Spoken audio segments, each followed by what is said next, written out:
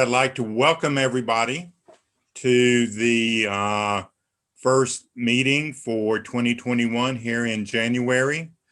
And welcome to our visitors, whoever they may be, but thank you for coming also. Rita, would you like to go ahead and take care of introducing our speaker? Good morning, everyone. Today, I'd like to introduce Mike Petrick. Mike is a 2011 graduate of the Blackland Prairie Master Naturalist chapter, and he graduated from Angelo State University.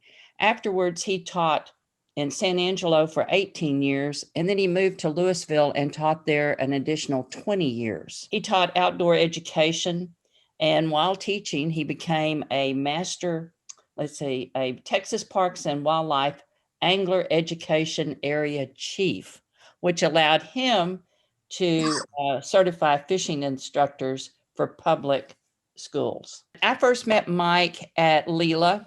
He was on a bird hike. He leads bird hikes at Lila and nature hikes, and he's an excellent birder. He is also a trail guide at the Herd Museum or Refuge, where he's certified to be a master naturalist. And in addition, he volunteers at Hagerman Wildlife Refuge as a tram tour guide and helps with the weekly bird census. So today he's going to talk about one of his passions, which is North Texas fish, or the fish of Blackland Prairie. So with that, I'll turn it over to you, Mike, and thank you for speaking to us today. Thank you, Rita. So what I'm going to talk about today are the common freshwater fish of the Blackland Prairie. This picture I have here is sort of a humorous look at an urban myth that we've all heard of, that at the bottom of, in your case, or in our case, Lake Louisville Dam, right down by the dam, that there are these catfish that are as big as Volkswagens. And so anyway, it appears that someone's caught one in. So I guess it's all true. So if we were all together, we'd be having this discussion about what makes a fish. And I'd be getting questions like it has gills and it has fins and it lives in the water and so forth. But since we can't do that, we'll just do it this way. A fish is a cold-blooded aquatic vertebrate that has permanent gills.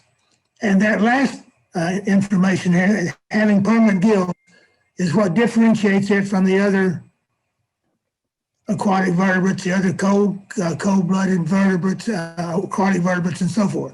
Permanent gills makes it a fish. So let's look at some of the anatomy that you find on typical fish. Of course, they, like most of us creatures, they've got a mouth and nostrils. They're called nares. This operculum is very important. We'll talk more about that later. Of course, they're covered in scales, which serve as protection and help in locomotion. They have several fins. They have a fin, I can't keep my cursor where I want it. They have some fins, some single fins, like the spiny dorsal fin, the soft dorsal fin, the anal fin, and the caudal fin. Those fins are all used in locomotion. We'll talk more about those. And then they have two pairs of paired fins, one on each side. They have a pectoral fin on each side and pelvic fins on each side. Not all fish have scales, as we'll find out. This is a catfish down here, a bullhead, and they don't have scales. They're a non-scaly fish. They do have, all the same things as the scaly fish. In addition, the catfish have these barbels, which we'll discuss later. And in many cases, in catfish, trout, so forth, they don't have that second soft dorsal fin with the bones, with the bony rays. They have this adipose fin that is just basically a a piece of meat back there. Internally, they're different. Of course, have the ability to smell. This olfactory bulb is located right behind the nares, and the olfactory nerve, it connects to their brain. They have a very, very small brain, so they operate mainly on instinct. Where's my cursor? Otolith. We'll talk a little bit more about otolith later. That's an interesting thing that fish have. Of course, the skull protects the brain. We said they're vertebrates, so they have this spinal cord. Kidneys for eliminating waste. Muscles that help them to move. Here's a unique feature is this air bladder or swim bladder. They're able to inflate and deflate this bladder, which allows them to suspend. If they want to move up or down in the water column, they don't have to actually swim up or down. They can inflate the bladder and they'll sort of float up, or deflate the bladder and they'll float down. And it's noted that mackerel, sharks, and tunas don't have this, and so they sort of swim around all the time. Otherwise, they'd just be laying on the bottom. Let's see, what else is interesting here? Eggs, we won't talk a lot about spawning today, but this is a female with eggs. Let's see, what else? Okay, and then of course, the major thing are the gills. They absorb oxygen from the water. They do not have lungs, and injury to the gills is usually fatal. If you catch a fish, bring it out of the water, and its gills are bleeding, the chances are it's not going to survive. They are a very delicate, feathery organ located behind this operculum. They're engorged with blood, and when the fish swims through the water, the water goes through their mouth and over the gills and out behind the operculum, and oxygen is absorbed in those gills. There's lots of surface area on the gills. And so that's the way fish get their oxygen. All right, let's talk a little about senses. Fish have ears, so they can hear. Their ears are internal. The sound must go through scales, flesh, and bone, and they can hear sounds up to 20 or 30 feet away. Sound travels through water faster than through air. My uncle always said when we were out fishing, don't bang on the bottom of the boat, boy, you'll scare the fish off. They also have another sensory organ called the lateral line. It's this line that's going right down the side here. They can feel low frequency vibrations with that. Now the otoliths, these ear stones they're called. They're hard calcium carbonate structures. They're behind the brain, and they aid in hearing and balance. If you can cut through the skull up in the brain area, you can find these otoliths. They're, depending on the size of the fish, they may be larger or they may be smaller. Their sense of sight is somewhat limited. They're nearsighted, and they actually use their sight just for the fatal attack. They are more the final attack. I'm sorry, it's fatal too. So they sense their food, their prey, with their hearing and with the lateral line. And when they get close enough and they can find them, they hone in on the prey with their eyes. They have no eyelids or irises, and they can see almost 360 degrees. Excuse me. If they're up close to the top of the water column and the sun is very bright, then they've got to go deeper in order to keep their eyes from being damaged or being too bright. So that's when they go down to deeper water to take care of that. Smell, of course, is used for finding food, spawning grounds, sensing danger. Very, very acute sense of smell. They can smell things many hundreds of yards away in very small particles, small particles in the water. Supposedly catfish are, their skin is covered with taste buds. Okay, taste and touch, they taste sweet, sour, salty, and bitter. The barbels on the catfish are taste organs, as well as I said, many spots on their body. Why are they colored the way they are? Well, color, of course, is camouflage. And when you think about, most fish are dark on the top, light on the bottom. Of course, there's a reason for that. Look down in the water sometime, and it's very dark down in there.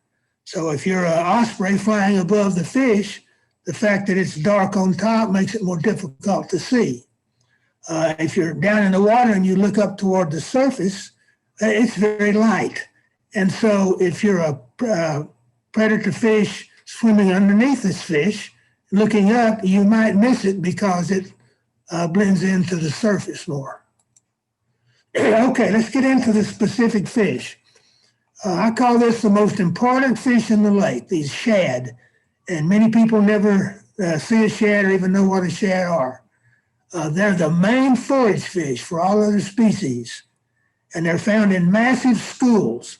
Lake Lewisville is a wonderful place to go white bass fishing in the summer, especially if you can get out in a boat. You can find schools of shad on the surface. They've been forced to the surface by the fish below that are feeding on them. And it looks like the water is boiling. There are so many shad in that spot. We have two kinds of shad. We have the gizzard shad, which is the largest of the two shad. As you can see, it grows to 9 to 14 inches.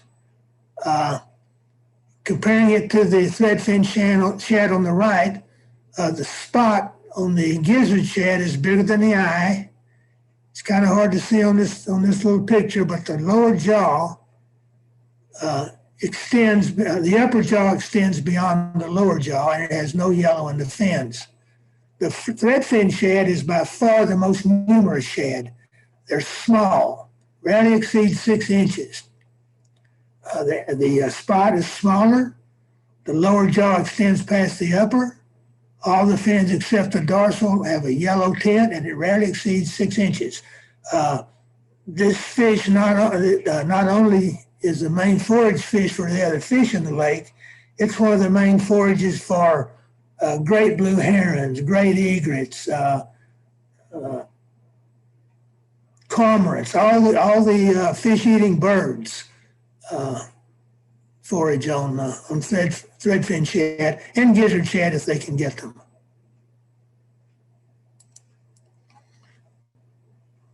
The fish that we all start out catching, I suppose, are the sunfish. Some people call them perch. And I have just a couple of examples here. The bluegill, and oh, by the way, I'm not a scientist, so I don't deal much in scientific names, but I have provided them here in case you are interested in that. And here's some common or colloquial names here that this fish is known as. Over here we have the red ear, and you can see some of its common names. And there are several others, including long ear, warmouth, green sunfish. I've got some little resources that I'm going to show you at the end, and Mike has some internet.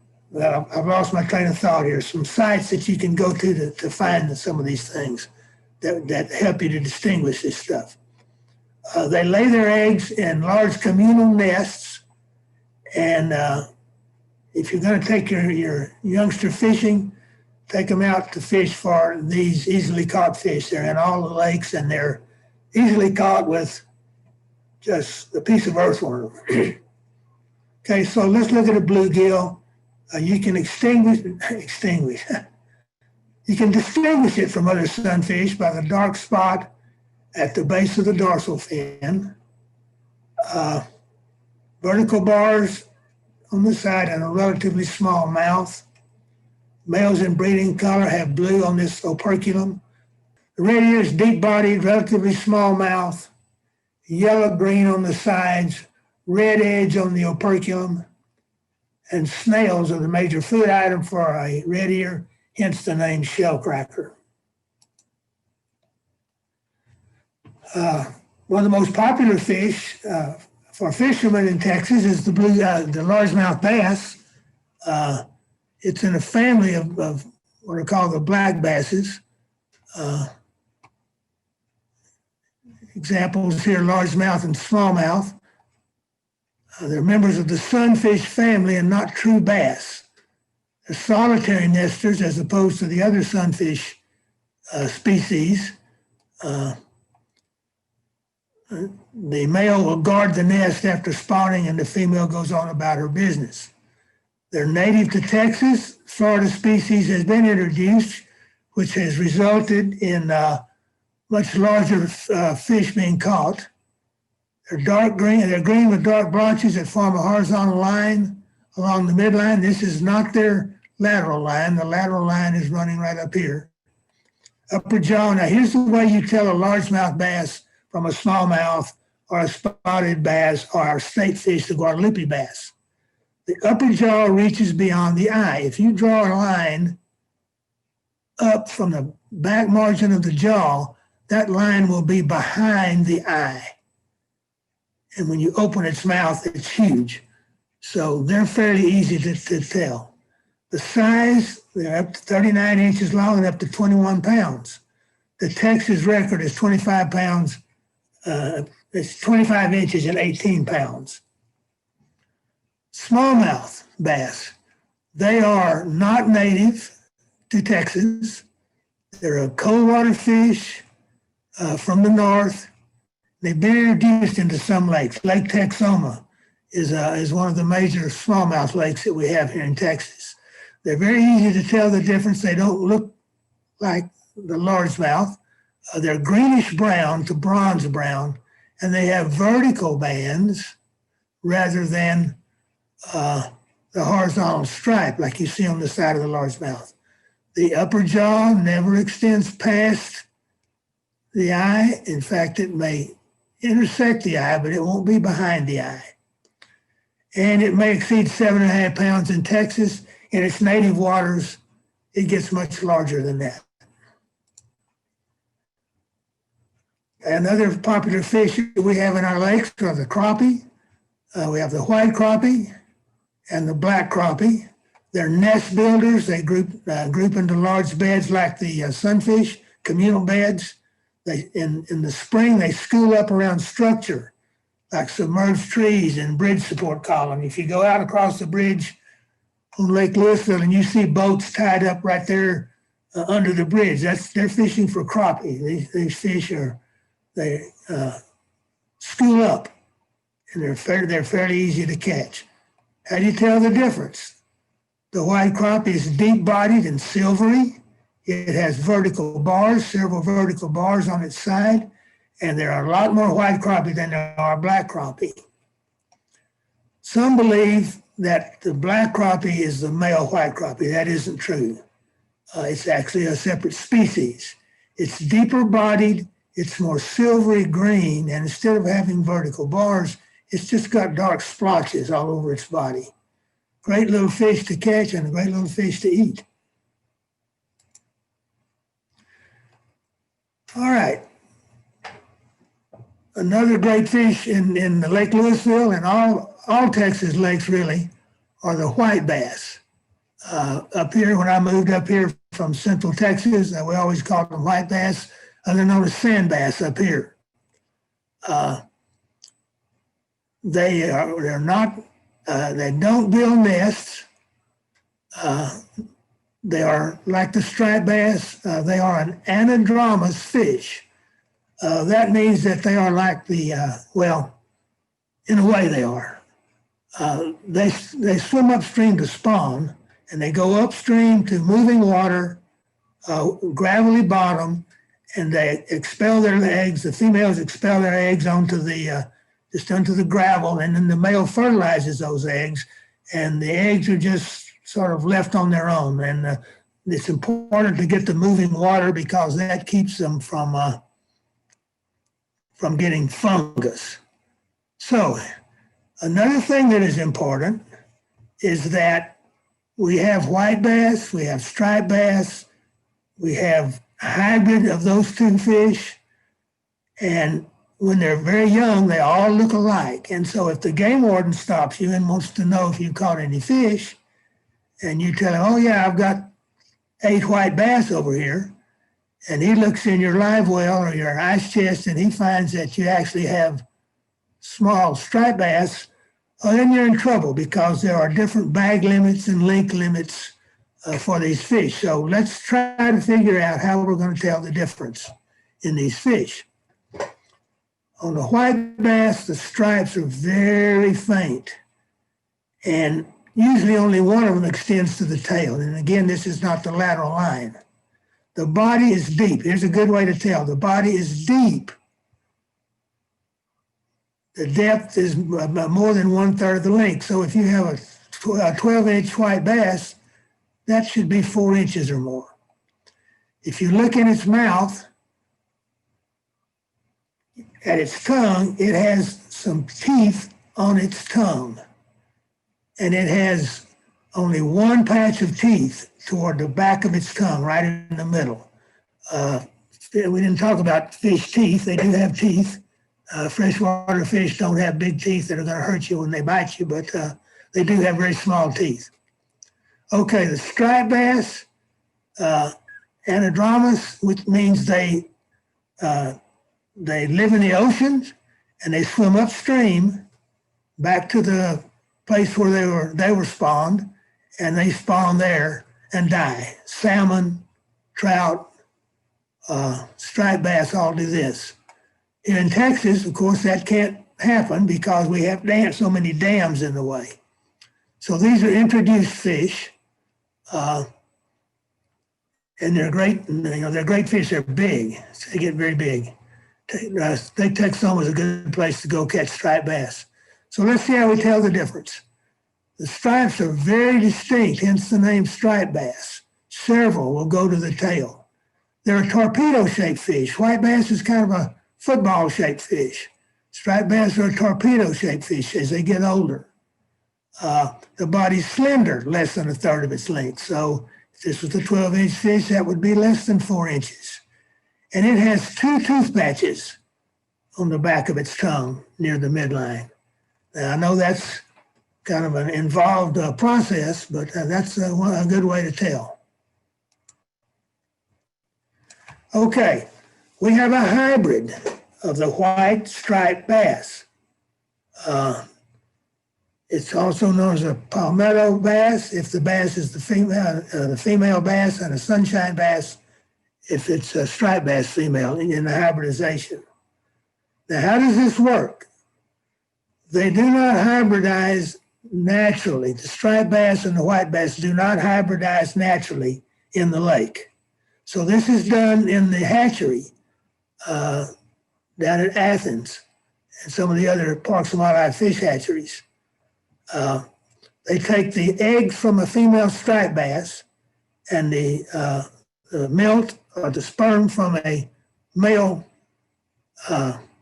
white bass, and they put them in this big beaker, and it fertilizes, and they have a magnetic device that stirs this, keeps it moving all the time until these eggs hatch in a little fry. So how are we going to tell the difference? Well, as we no doubt know, for hybrids, you need to consider all characteristics. So they can vary. They can have more or less of these characteristics. And as with other hybrids, they share characteristics with their parents. So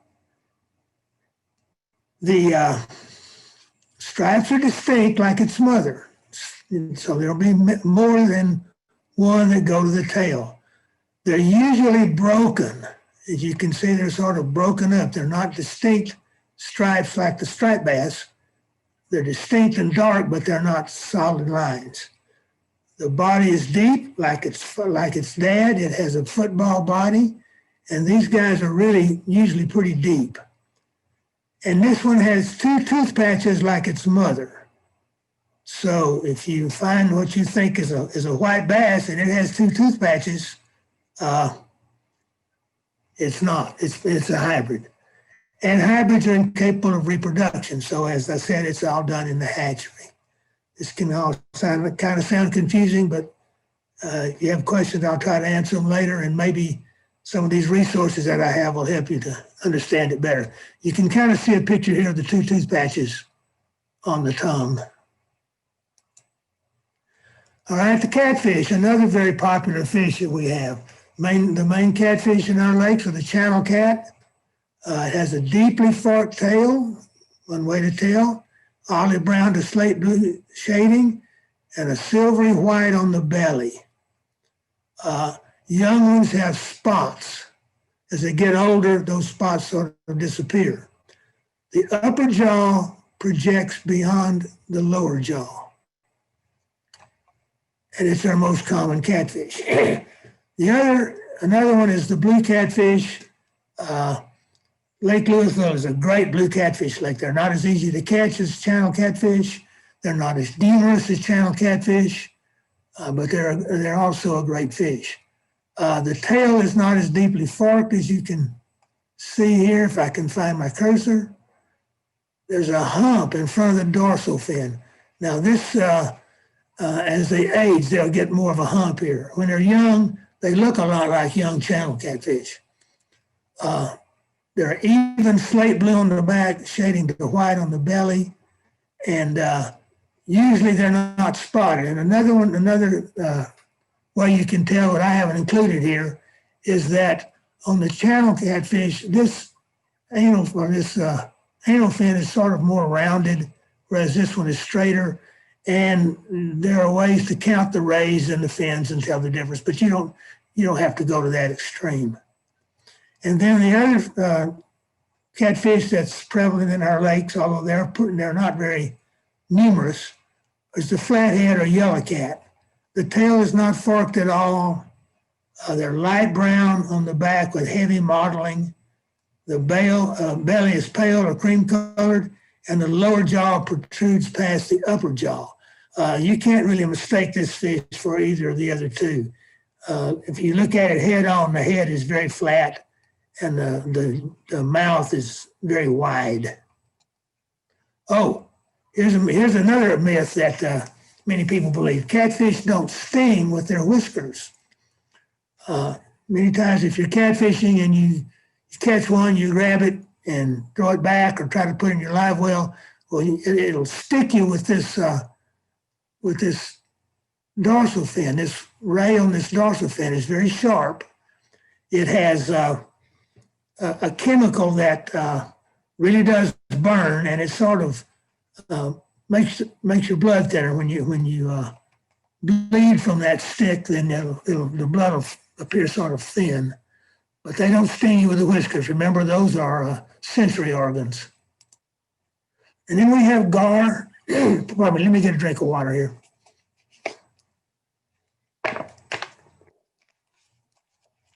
Several gar in our lakes. These are not all of them, but that I've got here. But perhaps the most numerous is the spotted gar, and it can be distinguished from the other Texas gar by the dark rounded spots on the top of the head, the pectoral and pelvic fins.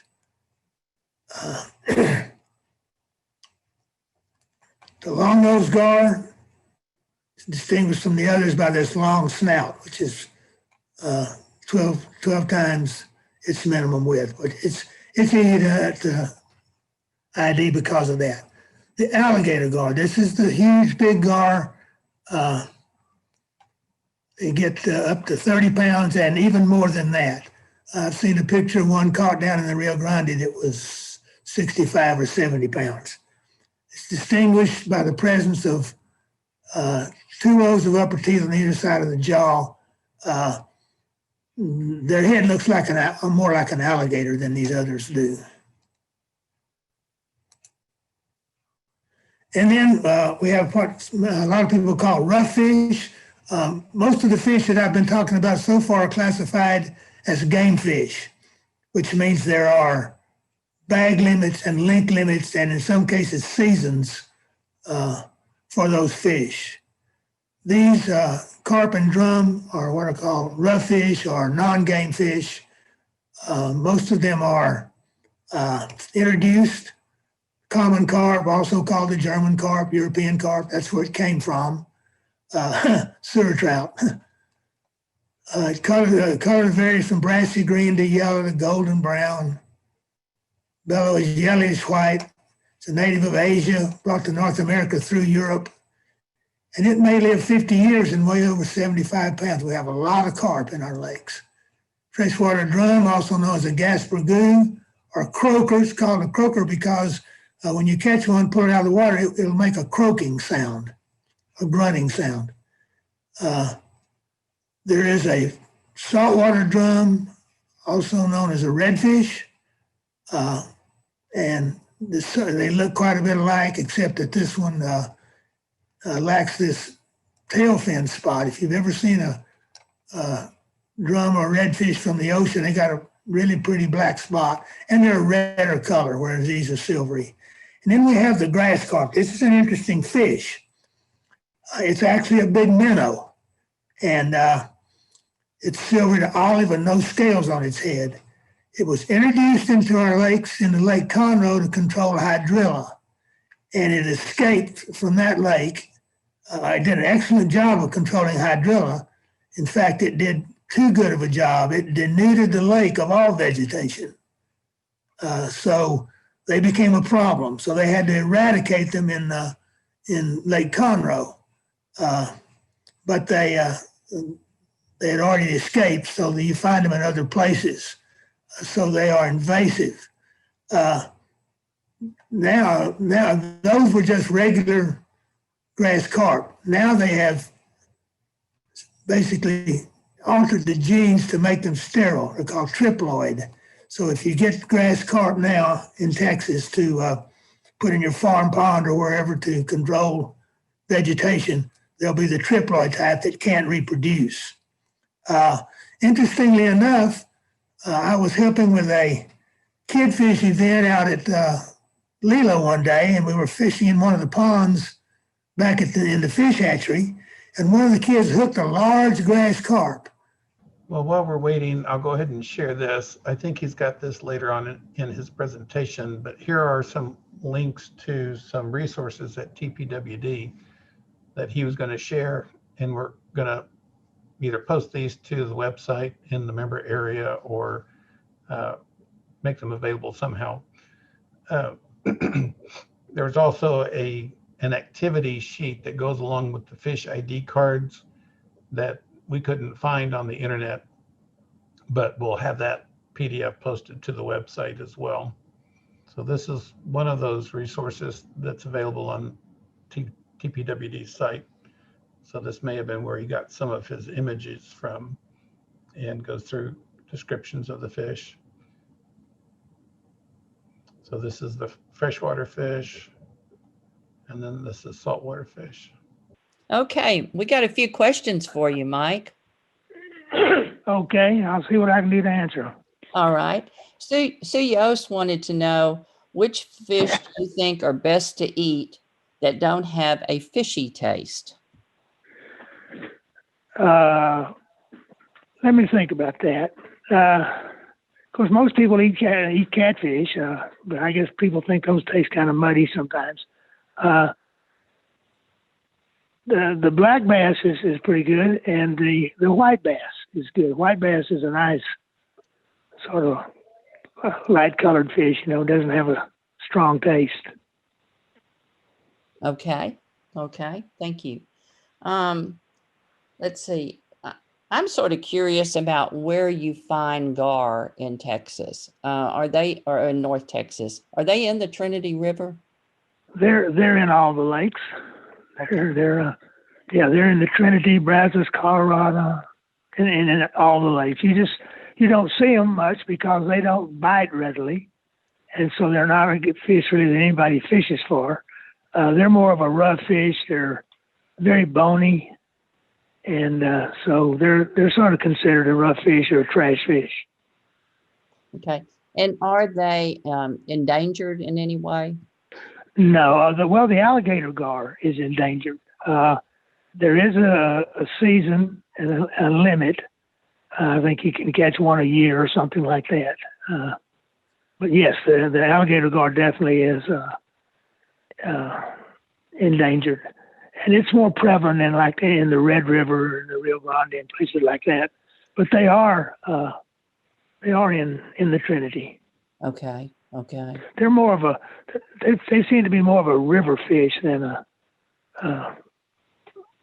reservoir type fish. Okay. Okay. Someone said, wanted to know, have you ever noodled for a catfish? No, I'm not insane yet. I'm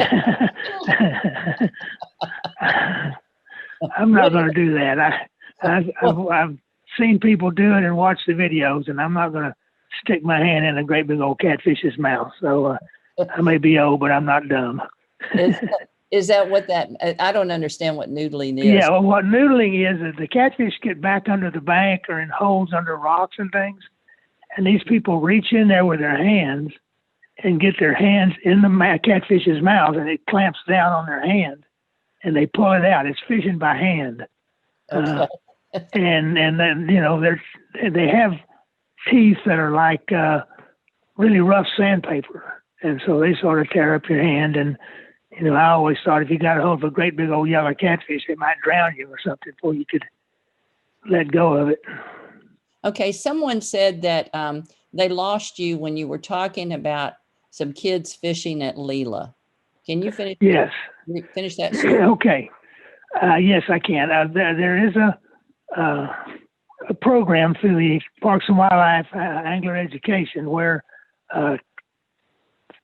people that are certified to do it can take kids fishing, and they used to do that out at Leela, but I'm not sure whether they do that anymore now that Lisa's gone, and the lady that headed that up, and I can't think of her name right now.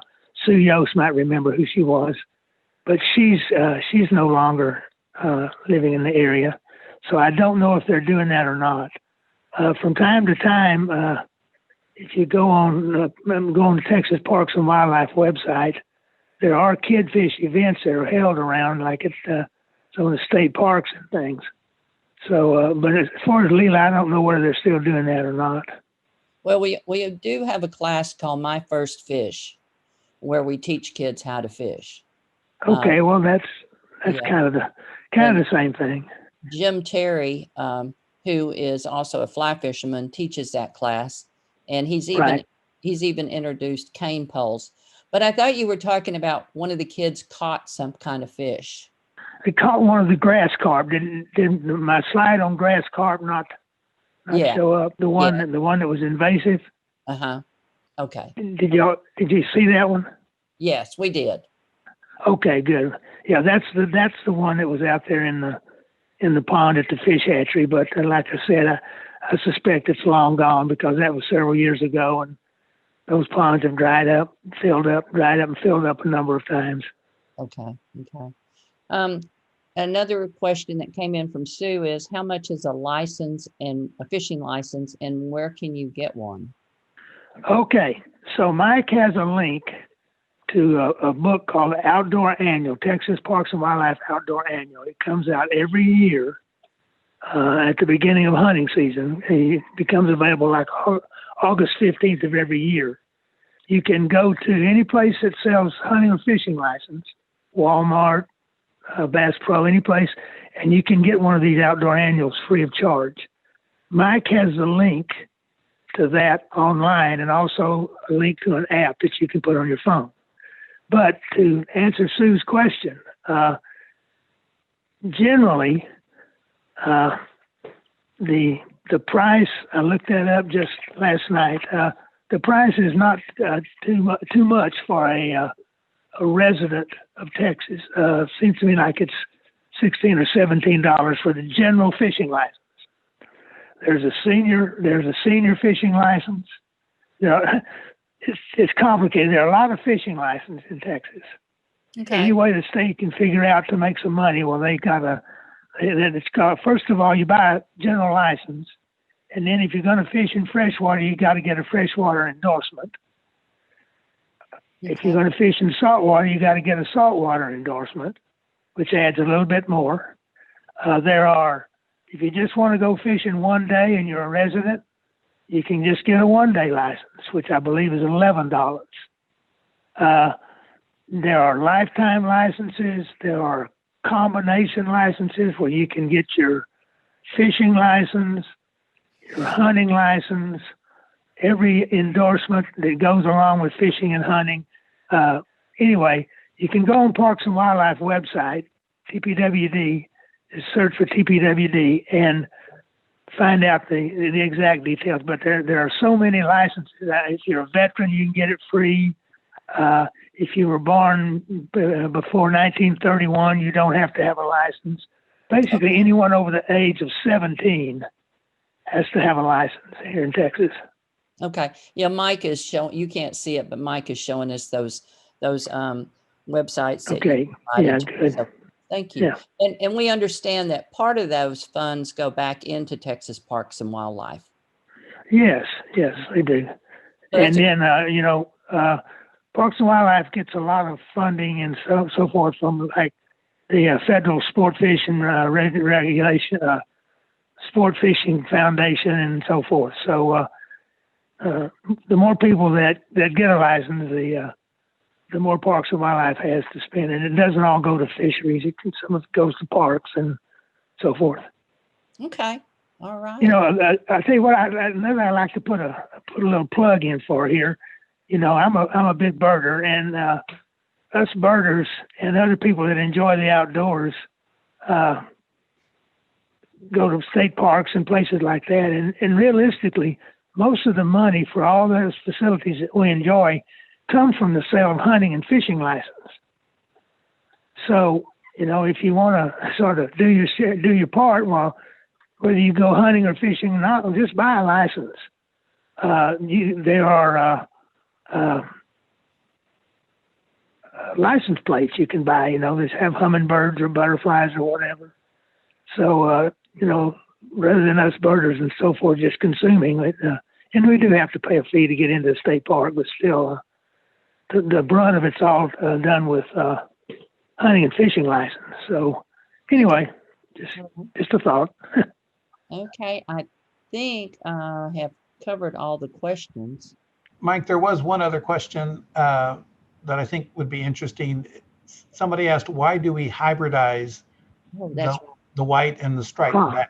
What's the advantage of doing that? Very good question. The advantage of doing that is to put another fish in the lake that is numerous and easy to catch. And so that's the reason that fish was developed. Now, a problem that occurs is when they do things like the grass carp. Those things have unintended consequences. They had no idea that it was going to become the problem that it was. And it's like many things that we introduce to take care of one problem end up causing a bigger problem.